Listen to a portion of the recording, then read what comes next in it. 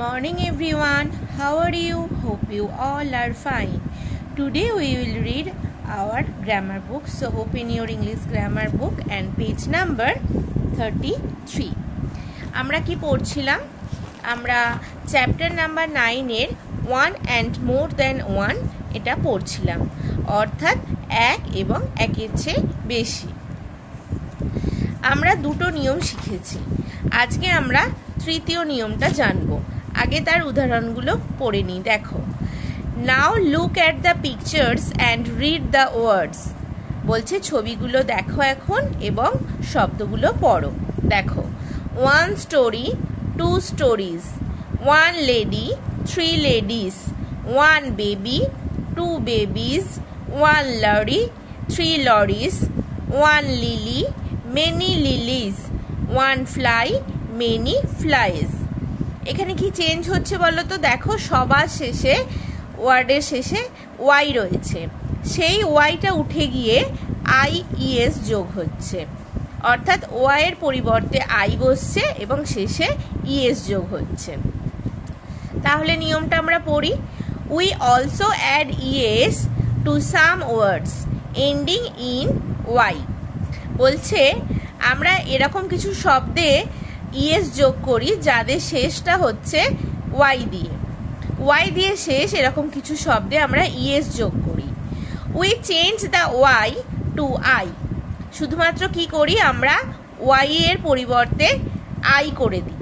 And then add ES, এবং তারপর আমরা ইএস যোগ করি। তাহলে কি করি?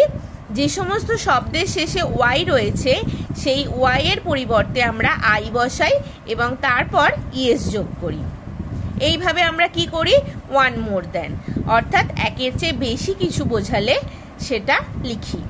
দেখো, now look at this pictures and read the words given below. বলছে এবার এখন এই পিকচারগুলো দেখো এবং নিচের শব্দগুলো পড়ো। দেখো, 1 leaf, 2 leaves, 1 calf, 2 calves, 1 wolf, 3 wolves, 1 knife, 2 knives। এখানে কি চেঞ্জ হচ্ছে? দেখো, প্রত্যেকটা শেষে দেখো হয় এফই আছে না হয় এফ আছে। এফ আর এফই থাকলে কি হচ্ছে?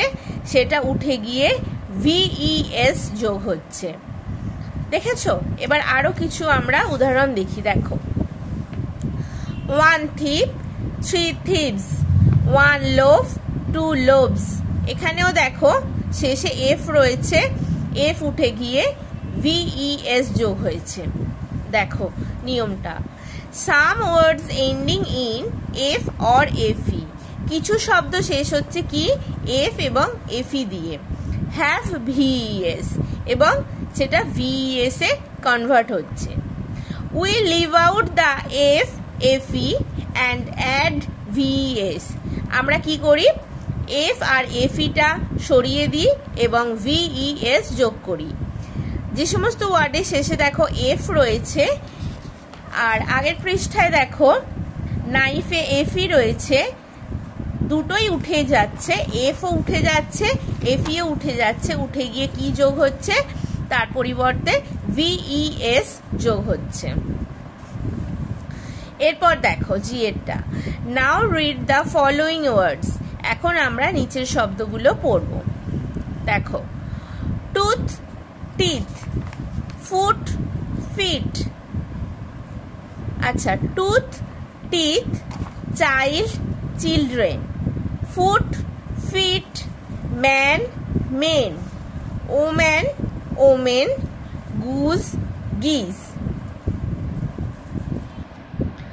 এখানে দেখো শব্দগুলো কোনো আলাদা করে নিয়ম বোঝাচ্ছে না, শব্দগুলো কিছুটা চেঞ্জ হয়ে যাচ্ছে। যেমন ধরো, টুথ থেকে টিথ হচ্ছে, চাইল্ড থেকে চিলড্রেন হচ্ছে, ফুট থেকে ফিট হচ্ছে, ম্যান থেকে মেন হচ্ছে, ওম্যান থেকে ওমেন হচ্ছে, গুজ থেকে গিজ হচ্ছে। দেখো, the above words do not follow a particular rule. বলছে উপরের শব্দগুলো কোনো নির্দিষ্ট নিয়ম অনুসরণ করছে না। This R some irregular forms of plurals. এগুলো সব কিছু প্লুরালের ইররেগুলার ফর্মস, মানে যেগুলো নর্মালি দেখা যায় না সেরকম কিছু ফর্ম হচ্ছে এই ধরনের ওয়ার্ডগুলো।